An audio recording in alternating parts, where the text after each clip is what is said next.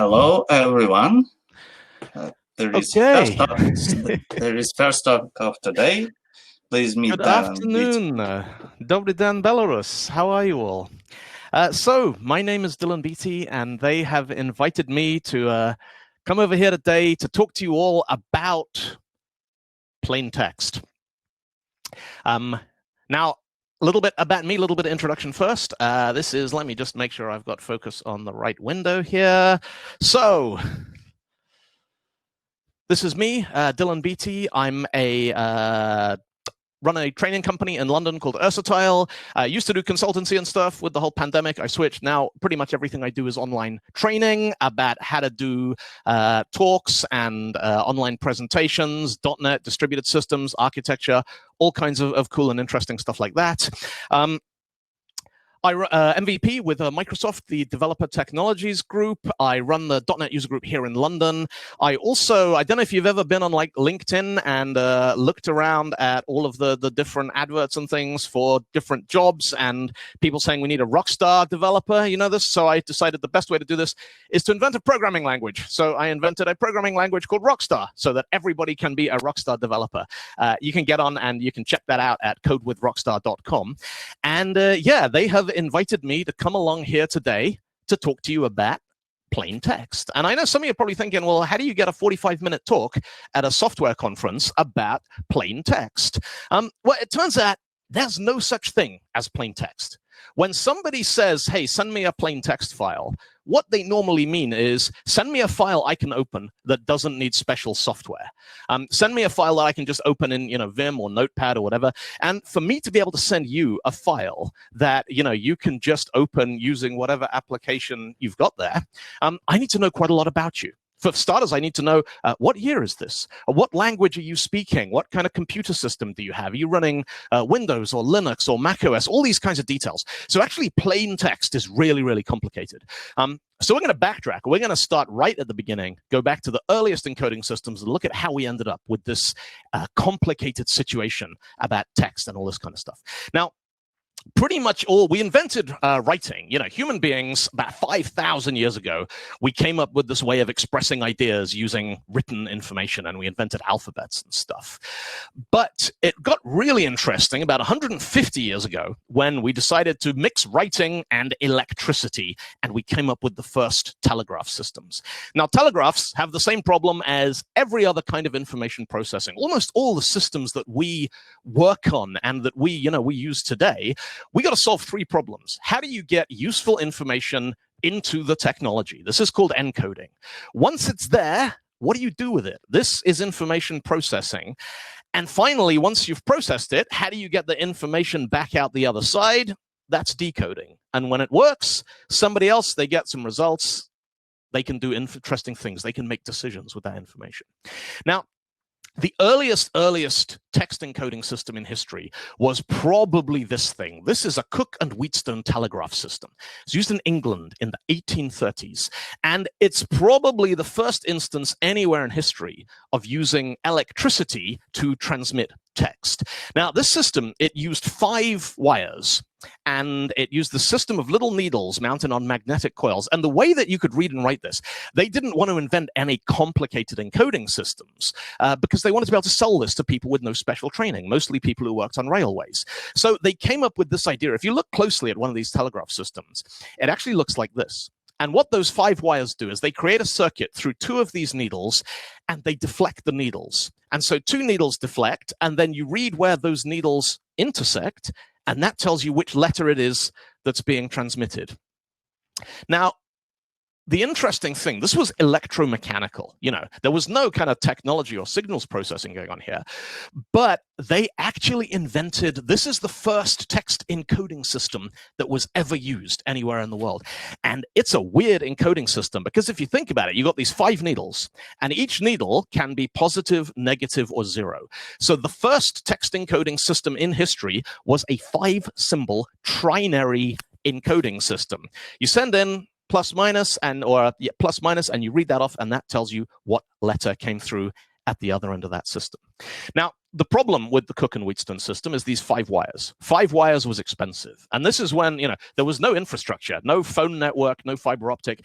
To make a telegram, you had to buy 20 miles or 20 kilometers of wire times 5 and run it along the railway tracks.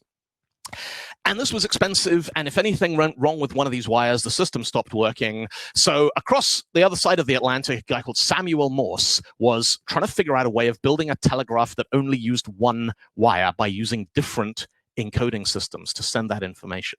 And he came up with, well, a lot of people think that he came up with this. Samuel Morse actually invented an earlier version of this code that it was a German guy called Friedrich Gerke who turned it into the code we recognize today with 1 dot, 1 dash, and gaps in the spacing. That's Morse code. And there was a technology conference in 1865. Yeah, they used to have tech conferences in 1865 in Paris where they adopted this standard, this one here, as International Morse Code. Now, there is a rule of technology that says you can change your system as much as you like until people start using it. But once a lot of people are using your technology, you're never going to be able to change it ever again because it's too difficult to make changes. And Morse code was hugely successful. Within about 10 years, 1875, pretty much every country in the world that had telegraph systems were using Morse code. So the whole world spoke Morse code, except North America, because they're special. And that meant you couldn't change it because nobody was going to buy a telegraph system. They tried to create better systems, but nobody wanted a telegraph system that didn't work with Morse code. And it took about 100 years before this got changed, because eventually, about 100 years later, the 1950s, 1960s, digital computers came along. And the thing about digital computers is Morse code doesn't work well with digital systems. They have a whole different set of requirements. But also, if you can come up with the right kind of encoding, you can do things much, much faster with a digital computer. And so there was a good reason to do it. There was a reason to change. Now, in 1960, almost exactly 100 years, 1963, a body called the American Standards Association, which is now called ANSI. American Standards Association published a draft of a thing called the American Standard Code for Information Interchange, ASCII. They tweaked it a little bit. In 1968, they published the final specification, and we're still using that spec today, 52 years later. Now, asking programmers about ASCII is like asking fish about water. We're surrounded by ASCII. Our whole lives, all of us have used ASCII since we started programming. A lot of us never stop to think about what ASCII actually is and where it came from and how it works. Now, there's 2 things you got to remember about ASCII. It was designed to work on mechanical teleprinting machines like this one. And when it was first ratified, a lot of places, they still used punch cards to store data. Some places had tape. A lot of computer programming was still done using punch cards. So you got to remember those to make sense of it. Now, we're going to go on a little guided tour here of the whole ASCII system and the whole ASCII character set. And what we're going to do is we're going to break it down, and we're going to look at it one block at a time. So ASCII is a 7-bit encoding. First one 0, top one is 127. So there's 128 characters available in basic ASCII. The first block looks like this. Now, a lot of this stuff now is just, they are historical relics that nobody uses anymore. But some of them we still use today. So this character 0, the null character, all the zeros, byte full of zeros. If you've done any programming with C, C++, you know about null terminated strings. That's what this is.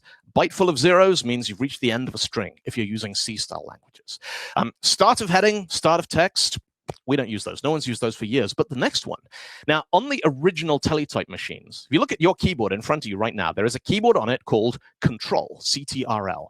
And Control was used to send control codes. And if you wanted to send 1, you pressed Control A. And if you wanted to send the second one, start of text, you pressed Control B.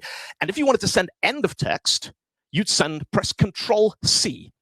Now, the interrupt, if your .NET program has an infinite loop and it's spinning and you go press Control-C to end it, you're using a control code that was designed to interrupt a teletype machine in 1963.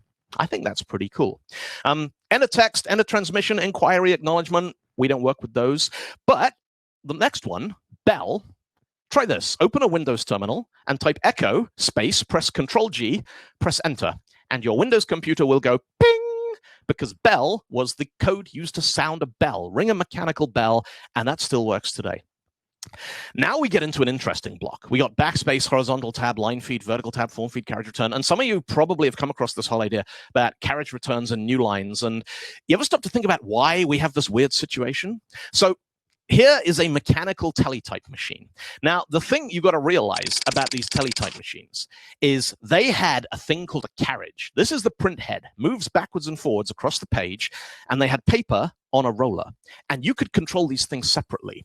So when you got to the end of a line, you would send a carriage return to put the carriage back to the beginning of the line, and then you'd send a line feed to move the paper one line. But you didn't have to use these things together. You could print a line of text, and then you could send a carriage return, and then you could send the same line of text again, and you got bold. That's how they did bold on mechanical teleprinters. And there were a couple of different companies who thought, well, that's kind of useful. Like being able to send carriage returns independently. And then, you send another new line and another new line. Now, way back in the dawn of time, before Unix, there was a system called Multics, 1960s. And Multics was the first system ever that used device drivers. And so the people who created Multics were like, well, we don't need a new line. Like carriage return on its own is useful, but a new line on its own doesn't really do anything because it just moves the printer. You've also got to move back. Why don't we just use new line as shorthand, and then in the device driver, we'll translate that to next line and go back to the beginning. And so Multics /n meant go to the start of the new next line. And Multics was used, it inspired Unix, and Unix inspired Linux and macOS and Android. And so all those systems today still use /n, but on Windows, to put in a new line, you need a carriage return and then a line feed, \r/n. Now, the reason for that is that Windows 10 had to be compatible with Windows 8, which was compatible with Windows 7, or Windows XP, and Windows 2000, and Windows 95, which had to work on MS-DOS, which came from an earlier operating system called CP/M, and CP/M was built to work on mini computer terminals that didn't have any idea of device drivers. So you had to interface with them direct. And so, here we are, 50-something years later, the Linux crowd are like \n as a new line, and the Windows crowd are \r/n. Now, of course, .NET, we've solved this problem mostly because we have, hey, environment.newline, and that most of the time just works with whatever's running on whatever platform you're working on. Let's have a look at the next block of Ascii here. So we've got this. Now, there's a couple of interesting things in this block. One, if you look at the punctuation marks that made it into Ascii. Now, Ascii has 127 characters, and it was designed in America, in the United States of America in the 1960s. There weren't that many more characters used in America in the 1960s. They did have to lose some punctuation. Ascii just has single quotes and double quotes. It doesn't have like opening and closing quotes, what you sometimes see now talked about as smart quotes. It's just got this one dash, minus, hyphen, whatever. Now, in typesetting, actually a minus sign and a dash and a hyphen are all different things. Ascii went, yeah, we can just get away with one. So there are some compromises there in the design, but actually not very many. The decimal numbers, 0, 1, 2, 3, 4. What's interesting about these is if you look at the binary encodings here, 0 is 0011 0000. 1 is 0001. So if you want to do strings to integers in Ascii, you just chop off the first 4 bits. You do a bit mask with it. And if you want to turn integers back into strings, you just put 0011 onto the beginning. So you do like a bitwise OR with the value 48. And so this gives us a very, very efficient way of going strings to integers and integers back to strings and converting these values back again. Now, the next 2 blocks, these are the ones where we see the Latin alphabet letters that we recognize. And even here, there's some clever things. You look at the uppercase A and the lowercase a here. They only differ by 1 bit. Every letter in Ascii has an uppercase and a lowercase that differ by 1 bit. So you can do a case-insensitive string comparison by just ignoring that 1 bit. You want to turn lowercase to uppercase, you flip that bit. A lot of very, very easy things to do on the old 4-bit and 8-bit processors that were around when Ascii started evolving and stuff. The last thing in here that's interesting is Ascii Code 127, which is another control code. It's called Dell Delete. Now, do you know why Dell is 127? Well, 127 in binary is 1111111. It's all the ones. And if you print that onto a punch card, you can't erase data on a punch card. You can't paste cardboard back into the holes. The only way to get rid of it is to punch through all the other holes so that the data becomes gone, deleted. And so the Ascii delete code is the code that says, hey, write this onto a punch card, and you get this string of ones there, this thing here, there it is, yep. And it'll wipe the punch card. So there we go, and we're still using that today. Now, 1968, the ASCII consortium, the American Standards Association, goes, hey, ASCII is finished, 127 characters. It's all you're ever going to need. And the rest of the world goes, what? We can't work with this. Now, for some cultures, Arabic, Chinese, Korean, ASCII was just a complete non-starter. There's nothing in there that's useful to it. But for a lot of cultures, particularly in Western Europe, ASCII was kind of almost good enough. Now, I'm British, but I grew up in Zimbabwe, where when I was a kid, I spoke English and we used dollars and cents. So I didn't know there was any problem with ASCII until I moved to the UK when I was 10 years old. And I discovered that ASCII does not include this, which is the pound's currency sign. So in the UK, ASCII was almost good enough, but you couldn't use it to do price lists and things. And of course, what a lot of people around the world did is they looked at ASCII and they went, well, hang on, we've got 256 characters in one byte. We can go from 00 to FF. And ASCII's only using the first half. And they're like, hello, hey, is anyone using, could we use this bit to do our own thing? Which was a brilliant idea. The problem is it's a brilliant idea that lots of people had at the same time. And so everybody went, yay, we're going to build our own variation on the ASCII system. And we got a Bulgarian ASCII and a Russian and a Ukrainian and a Chinese and a Greek and also different vendors. So we had these were called code pages, an extension into the second half of ASCII. Code page was a rule that said, this is what all these other ASCII codes mean. And they were different for different languages, different cultures, different computers. So if you had a document written using a Russian code page on a PC, it wouldn't work on a mainframe. Russian code page wouldn't work with a Greek code page, all these kinds of things. Now, one of the most popular code pages, some of you may even recognize this. This was code page 437, which shipped with the IBM PC. And code page 437, it defined a bunch of interesting characters, box drawing characters, most Western European accents. It had about half of the Greek alphabet. This is the half that's used in physics, you couldn't actually write Greek with this because it didn't have enough letters. They also tried to use some of those old control codes to do useful characters for drawing little games and stuff. If you've ever seen an IBM PC crash really hard and it starts beeping and showing you smiley faces, that's what's happened, is it's interpreting control codes using code page 437, and you're just getting garbage on the screen. Now, take a look at this character set here. Now, I'm sure most of you watching this, you recognize those letters, but you're thinking, well, what order is this thing in? A, B, G, D, that's not alphabetical order in Russian or Belarusian or Ukrainian. This is a brilliant code page. This is code page 878. Now, one of the problems with early encoding systems is a lot of software and network equipment didn't work with 8 bits. So you'd take a word like Privet, and you would encode it using the American standard encoding system for the Cyrillic alphabet, and you'd get this. And then that would turn into 8-bit bytes, and then the 7th bit would fall off because of some bad email software or something. And then you would decode what you had left, and you'd get nonsense. And yeah, this doesn't make any sense. So this encoding, code page 878, is the Kod obmena informacja 8-bit. Code 8-bit information coding system. And the way that this worked, it was based on how they did Russian in Morse code, based not on the shape of the letter and the alphabetical letter, but based on the English letter that it kind of sounded like. So you take Privet with KOI8, you get an encoding, you get a bunch of bits, the 8th bit gets chopped off by your bad email software, you decode it back again, and you get Privet, which is not Russian, but you can kind of see what it says. It's an information preserving encoding system, which I think is actually really clever. Now, all these different companies, cultures, countries, they all come up with all their own code pages. And by the end of the 1980s, there are literally, this is from Wikipedia. Don't read it, but this is just some of the code pages that were out there and existed. But as we started to, develop the internet, and we were starting to plug different computers and networks and connect people together, we needed a better system than just having hundreds of different code pages. We needed a unique coding system, and that's where we get this idea of Unicode. The Unicode Project started in 1988. The Unicode Consortium, which is the non-profit body that controls it, was established in 1991. And their mission statement was to provide a single, consistent way to represent each letter and symbol needed for all human languages across all computers and devices.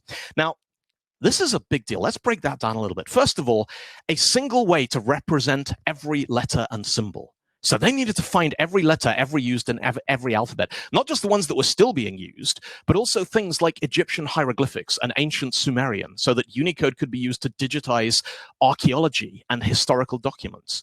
All human languages across all computers and devices. That means it's got to be free. It's got to be documented. It's got to be easy to implement. No licensing restrictions, none of that kind of stuff. So let's break it down a little bit more. Single, consistent way. Now, what is a letter? Like, here are two strings. Take a look at these for a second. Do you think these are the same? What about now? Now, they look the same, but they're not the same. These are, Horosho and Exoplanet. When you look at it like this, they look identical, but then when you add some more, you see that they're actually different sounds in different languages. How about these two? Now, in this case, it's the same shape that represents the same sound that we use in almost every language in Europe. The Slavic languages, the Romance languages, English, Belarusian, Russian, Ukrainian, French, Spanish, Swedish, all use this T to C. So how many letters is this? Is this two different kinds of T or just one? Unicode had to solve this. They had to figure it out. And, it gets more complicated than that. Take a look at this word here. Now, I'm British. I speak English. Good morning. This is the BBC. London is the capital of Great Britain. And so when I travel internationally, I see words like this, which is Norwegian, and I look at it and I'm like, I don't recognize those, but hey, that's all right. If I ignore them, it's going to be fine. I can still pronounce this. And so I say, Hofona, and everyone laughs because that's not, this is I'm going to try this, a Hofona, I think. It's the Norwegian word for hairdryer. And if I read it in English, the pronunciation is completely mangled because in Norwegian, these are different letters of the alphabet. They're not just an A and an O with something extra on them.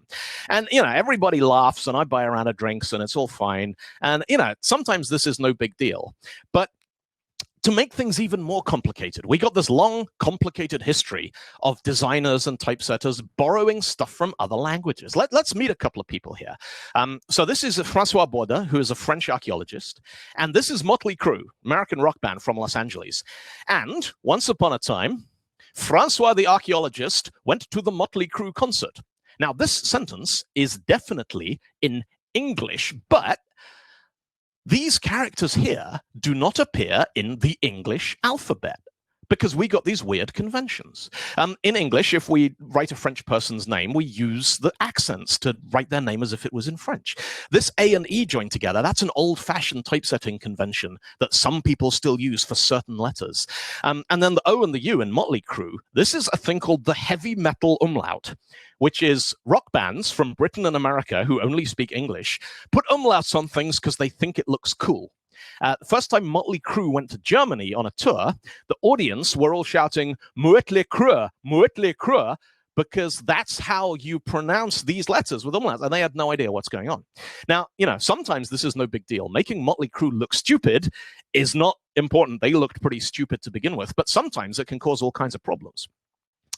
Some of you might know this guy. This is Magnus. He's a Swedish MVP and .NET developer and does all kinds of interesting stuff. Magnus's name is Magnus. No, Magnus's name is not Magnus Martinsson. Magnus's name is Magnus Mortensson because he has this Swedish letter with an A. A couple of years back, Magnus is going to the US for a conference, and he got into a little bit of trouble going through the border. Now, he has a Swedish passport. And on his Swedish passport, his name is Mortensson, and the Swedish government says that if you have to spell this A with a circle on top of it in Ascii, use two A's. The company who booked his airline ticket, they didn't follow the Swedish rules, they followed the American rules, so they just came out with this. Now, what do you think happens when you try and get into the United States with a passport that doesn't match the name on your airline ticket? Yeah, there were some interesting questions. He was all right in the end. But, these kinds of things matter. We need to understand not just how do you encode text, but what does it mean if we get it wrong?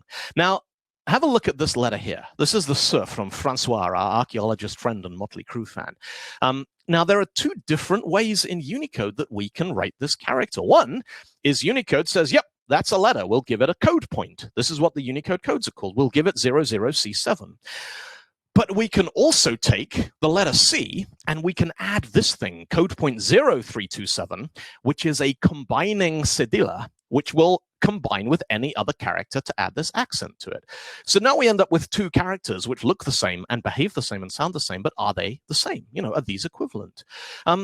Now, the great thing about these combining characters is you can add more than one, because the combining character just says, take whatever you've already got and add some more stuff at the top or at the bottom or enhance it. And so we can take like a Z and we can add one of these and one of these and one of these and one of these. And some of you may know what this is going to end up as, because if you hang around on certain kinds of Stack Overflow questions, you will know about Zalgo text, which looks really weird and freaky, but this is just normal text with all the different Unicode combining characters all stacked up on top of it.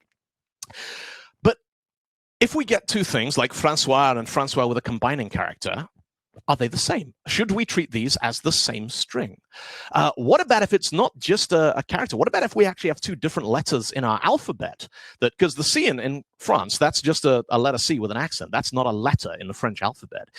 In the Cyrillic alphabet, there is what's it called? The short E. But Unicode lets you make one of these by taking a normal E and putting this breve accent on top of it. So are these strings the same, or are they different? You know. Now, Unicode doesn't say they're the same, different. It says, well, look, I'm going to give you a bunch of options to choose from. And these are called normalization forms. Now, there's some code here. I'll drop in a link to this in the chat afterwards so you can go and play around with this stuff. But in .NET, the 4 normalization forms we've got, basically there's what's called a composition and a decomposition form. Composition means mash everything together into the smallest number of code points. Decomposition means break it back out into characters plus separate accents and combining characters. And then there are two different modes. There's what's called a canonical equivalency, means these are exactly the same. And there is compatibility equivalency, which means these mean the same thing, even though they're not identical. So I got this little comparison function here where I'm just going to go through and compare the strings and then compare them with these 4 different normalization forms. So I'm going to try it on this Drugoi one, and I'm going to try it on Drugoi and then Drugoi with the I kratkoje stuck on the end. And when I compare those, the strings aren't equal, but Unicode says under all the normalization things, these are basically the same string. That's how the rules of Unicode work. Now, have a look at a different example. In Unicode, there's a bunch of codes for Latin English letters in circles. So we've got hello in circles, and we've got hello not in circles. Now, if we normalize these, under the composed and decomposed forms, they are not equal. But under the K here stands for compatible, by the way, so they don't get them mixed up with C. So KC, compatible composed, and KD, which is compatible decomposed, they are considered to be the same. So these 4 normalization forms, you're doing anything with comparing strings in Unicode, it's really important to figure out, you know, which normalization form makes sense for what it is you're trying to do. All right, let me tell you a story. About 4 years ago, I was at work one morning. My team was looking after a bunch of .NET web servers, Dynamics CRM, web-facing stuff, some SQL Server databases. And one of my team comes over to my desk and he says, dude, I think we've been hacked. Now, you know, I hear this all the time in IT. I've been hacked. No, you haven't. Caps lock is on. I've been hacked. No, you haven't. That's just a spam email. I've been hacked. But this guy is one of the best InfoSec people I've ever worked with in my whole career. So when he comes over and says, we've been hacked, I stop and I say, Chris, what's up? He's like, why do you think we've been hacked? He says, there's Chinese in the Windows event log. And I remote onto the box. This is our Dynamics CRM server. And sure enough, there is Chinese in the Windows event log. And I think, all right, this might be bad. So I say, one of the team, you go and check through all the database records, see if there's any trace of these Chinese characters, see if you can find them in the database somewhere. Maybe it's a SQL injection attack. Someone else check the firewall log, see if there's anything weird. And of course, when you're managing an incident, if you've got a really good team, you end up with nothing to do. So what I do is I go on Twitter and I say, the incoming tabular data stream, blah, blah, Chinese. It's going to be one of those days. And the thing I love about Twitter is it's full of smart people. And I immediately get one response saying, oops, looks like a Unicode mapping error. And I get another one that says, yeah, the low bits are all null. This looks like UTF-16 LE being mistaken for Unicode 16 BE. And I think, what is UTF-16? What is LE? What is BE? Because that, my friends, that was the day I learned about Unicode character encoding systems. Now, UTF-16 is used on Windows, it's used in Java, it's used in some JavaScript engines, and what it says is that every character is stored as 2 bytes, 16 bits. Every single one of these, so this is the D is an ASCII 44, so 0044. Every character is exactly 16 bits wide. Now, this gives us a lot of space, gives us like 65,000 characters worth of space. But when you have 2 bits, who says which one is the important bit, which one is the big bit, which one's the little bit? And so we have BE is big endian little Unicode, and LE is little endian Unicode. And what happens if they get mixed up? Well, actually in .NET, it's pretty easy to just take a string, encode it as big endian Unicode, decode it as little endian, and see what you get out. And if we take this word delete and we flip all those bits around, and then we decode it again, we get this. We get some rather familiar-looking Chinese characters. Now, obvious next question, why has the big endian, little endian flipped in our CRM server? Well, it hadn't. What had happened, we eventually worked out. We had a network switch that was failing. And every once in a while, that network switch would drop 1 byte. Just disappear from the data stream. And what happened when 1 byte went missing is all the rest of the bytes kind of got moved over by 8 bits, 1 byte. But the decoding frame didn't get reset. And so our Windows event log was seeing all this data streaming in from CRM, and it was just logging what it saw according to UTF-16. And that's where we got Chinese in the event logs. Now, there is another system. There's UTF-16. There's another one called UTF-32. Now, problem with UTF-16 is that if you're doing a lot of stuff with ASCII, or the ASCII we talked about at the beginning, it's really inefficient because half of all those is going to be a bunch of zeros. UTF-32 uses 4 bytes for every character. So if you've got a lot of stuff going on with ASCII, it's really inefficient. And the thing you got to remember, like if you go onto a Russian or Belarusian or Arabic or Korean language website, say, the human readable text is in Russian or Belarusian or Korean or Arabic, but all of the HTML is ASCII.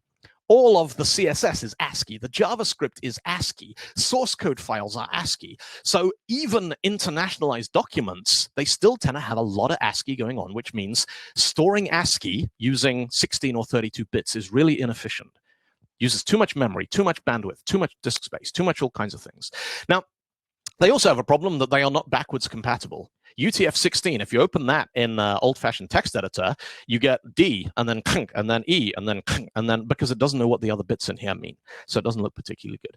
But what if there was an encoding that was completely backwards compatible with ASCII all the way back to 1968 that allowed us to encode up to 2 to the 32. So we're talking probably a couple 100 million code points for Unicode. It exists. It is called UTF-8, and it is absolutely brilliant. So first rule of UTF-8 says anything that starts with a 0 is 7-bit ASCII, the same as it's been for 50 years. Anything that starts with a 1 is part of a multi-byte sequence. Anything starts with 1, 1, count the ones. That's how many bytes you got to read here. So if you've got 1, 1, this is a 2-byte sequence. We know it's a 2-byte sequence because it starts with 1, 1, 0, and then 1, 0 at the start of any byte. That is a continuation byte. 1, 1, 1, 0, 3 ones, 3-byte sequence. 1, 1, 1, 1, 0, 4 bytes, 4-byte sequence. Now, UTF-8 is not perfect. For certain characters, it requires 3 bytes instead of 2. Its biggest problem from a kind of data processing perspective is because a single letter of an alphabet can be 1 byte or 2 bytes or 3 bytes or 4 bytes, you can't tell the length of your string by counting the bytes. You actually need to go through it looking for the characters. But if you drop in the middle of a string in UTF-8 and you don't know where you are, you just backtrack until you see a 1, 1. And that means, you're at the start of a byte. That means you're at the start of a character sequence. UTF-8 is brilliant. It's really elegant. It's really clever. Something like 95% of the pages on the World Wide Web now are encoded with UTF-8. It's an incredibly brilliant, successful protocol. It was designed on a placemat in a diner in New Jersey in 1992 by Rob Pike and Ken Thompson, both of whom you may have heard of. They're, influential people who've done lots of great work in computer science. And yeah, UTF-8 is just this wonderful coding standard that works across all kinds of things. Now, why do we need all these code points? Well, it turns out that the Unicode Consortium's mission statement, all the symbols used in any human language, we've made their job more difficult, because while they've been working away trying to fix that, we have been inventing new languages. And some of you are thinking, no, we haven't, but we have. There is a completely new language with a completely new alphabet that did not exist in 1991 when the Unicode Consortium was founded. And it's not just some weird, obscure, like science fiction language. It's a real language that all of you probably use today without realizing it. It's the language called Emoji. The first set of emoji were invented in Japan in 1999. Docomo was the Japanese mobile phone company. They were building a platform called iMode to do mobile internet. And they came out with the first set of emoji that they thought people were going to use to do weather reports and traffic forecasting and all these kinds of things.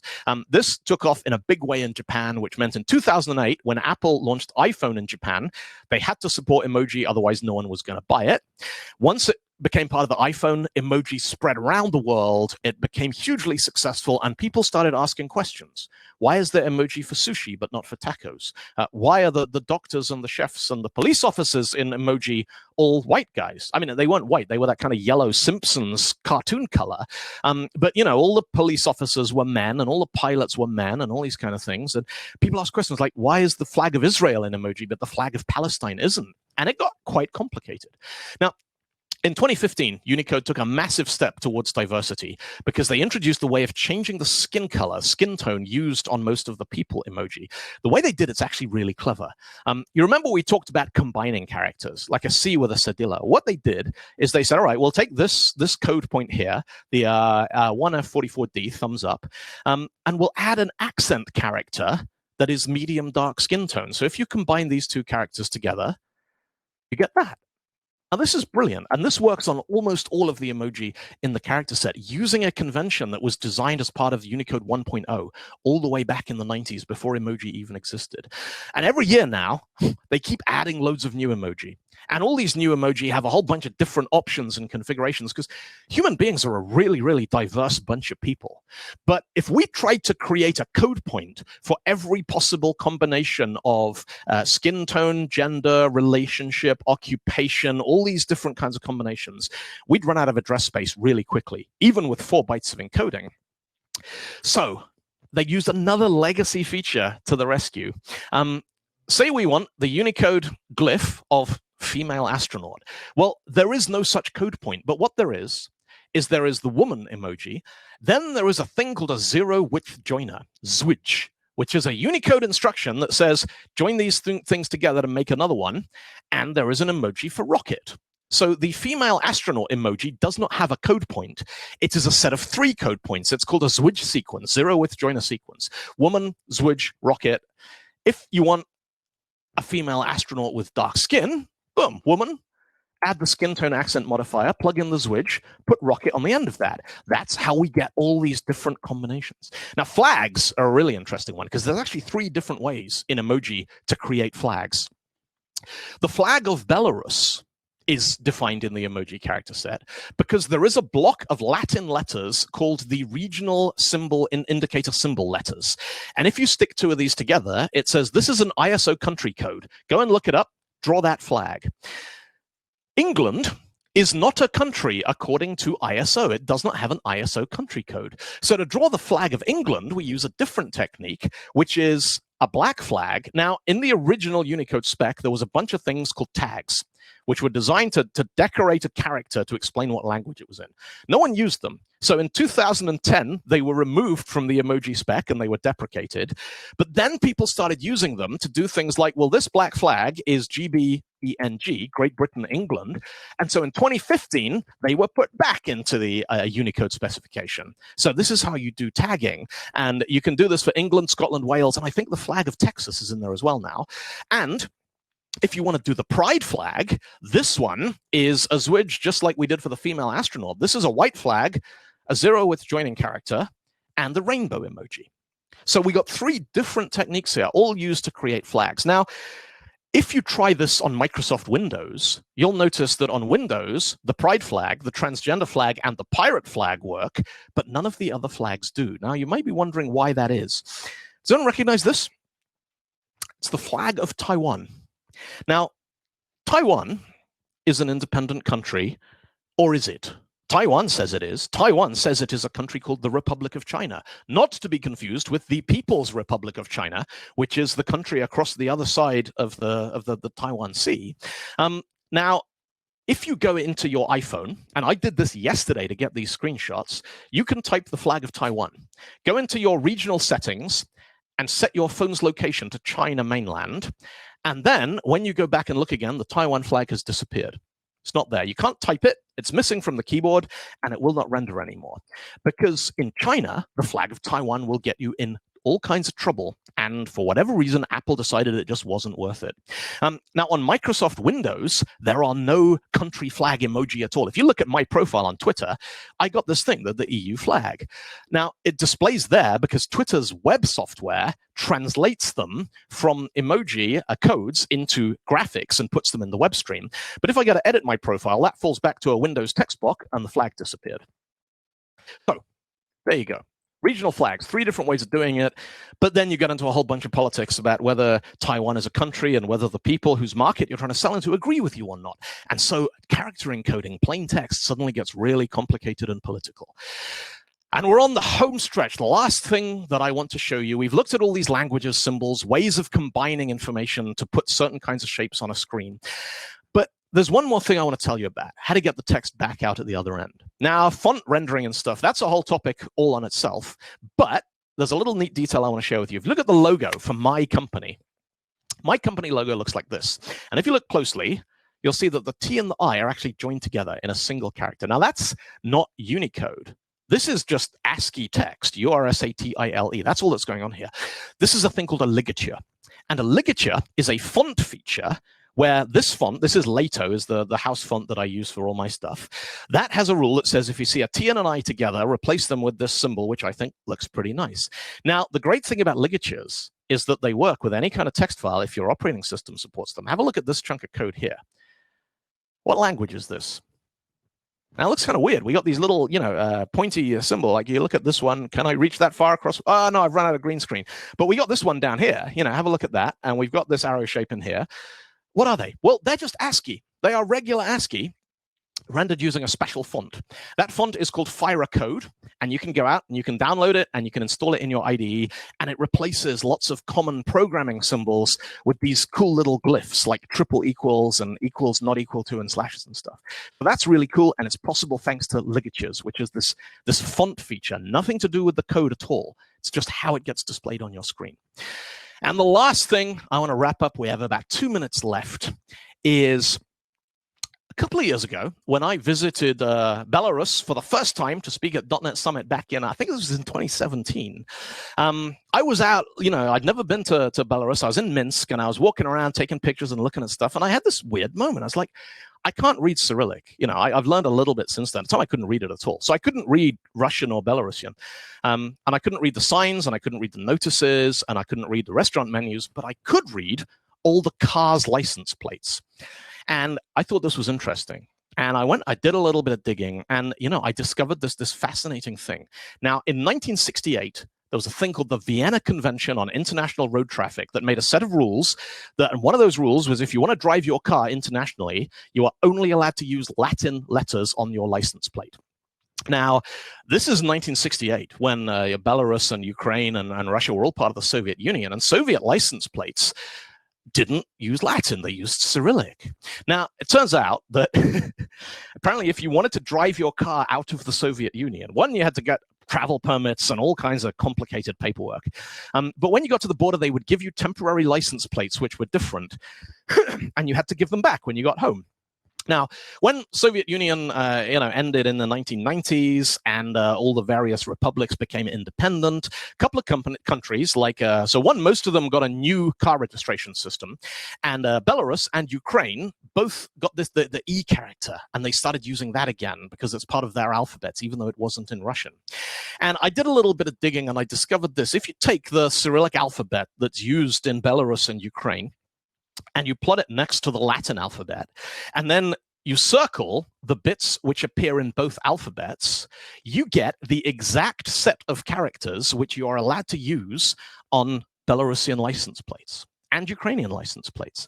And, you know, I looked at these letters and I thought, I wonder if I can make a phrase out of those. And so I played around with it, and I came up with a Chom Savetnik. I was like, maybe not. And Tomsky Naverch, or what about Sotnik Vercham? And I, you know, as you can tell, I don't speak Belarusian. Now, I think, based on Google Translate, one of these is a Chrome advisor. One of them means Tomsk is upstairs, and the other one is like someone riding on a horseback. But I thought, let's switch back to English, and we'll have this phrase, Pike Matchbox. So next time somebody says to you, hey, we're going to send you your file as plain text, you can look at them real hard. And after a minute, you can go, do you know Pike Matchbox? And if they say yes, it means they've seen this talk, and they know about the encoding systems, and they know about UTF-8 and UTF-16 and UTF-32 and combining characters in emoji, and it's fine. You guys can go out and collaborate and do good stuff together. And if they say, no, I've never heard of Pike Matchbox, you be careful, because they think they're sending you plain text. But as you've seen, there is no such thing as plain text. Dziękuję, Belarus. Thank you very much. I hope very much to be back in Minsk to do this for real next time, time next year. Now, give me a moment here. I'm just going to switch cameras and headsets and join my friend Anatoly over on the stream, and we're going to do some questions and answers and stuff. So I'll see you in a second. Thank you. So, right. So, how was it, folks? Will be there any questions? Have you ever worked with software that doesn't do Unicode in 2020? I hope Dylan would join us in a minute.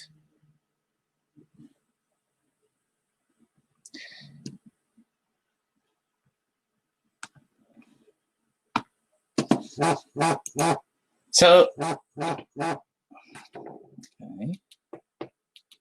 What's that?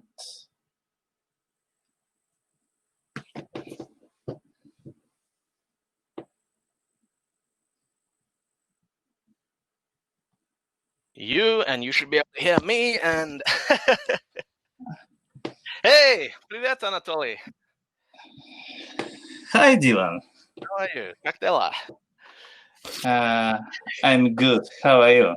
I heard that heat wave from the last year catched up with you. Yeah, it's 35 degrees here in London, and wow, yeah. Also, hey, you can see this is real life. This is what my studio looks like when you're just kind of looking at it, and I'm not doing cool virtual camera stuff. So, hi. Yeah. So we have the folks in the chat thinks that your talk was amazing. I think so too. So I will add only one. I have only one question. Have you ever had problems with the passport, like your friend from Sweden?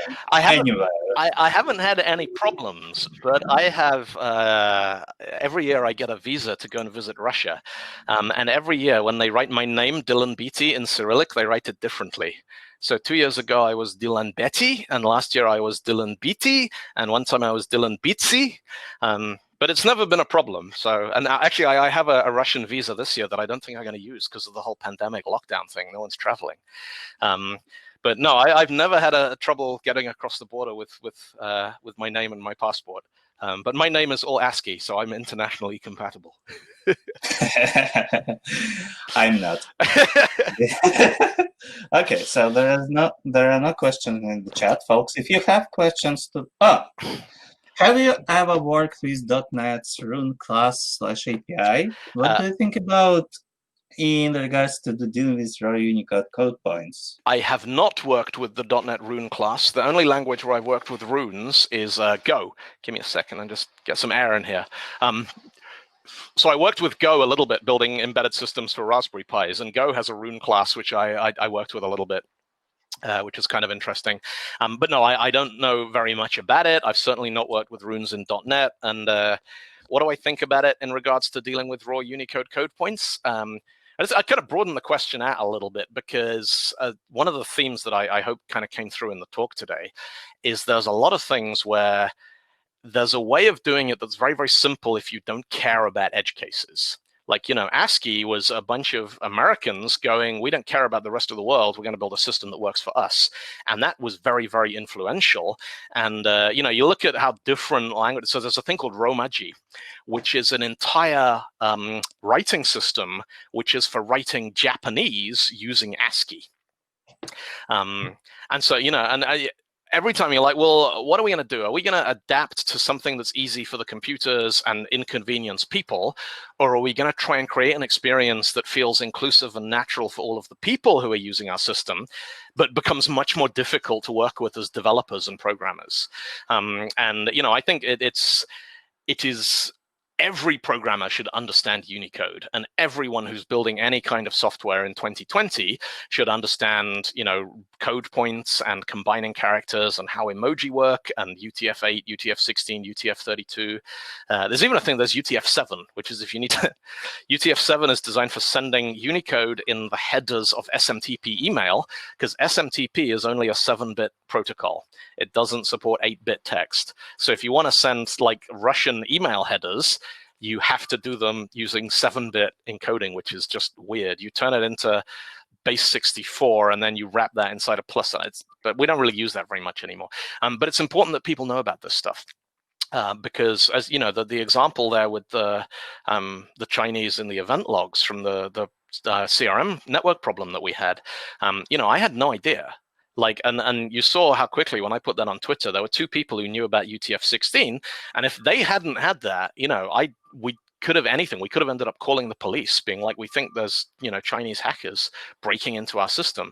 And one, it's because we didn't understand. None of us could read or write Chinese. None of us understood the encoding system.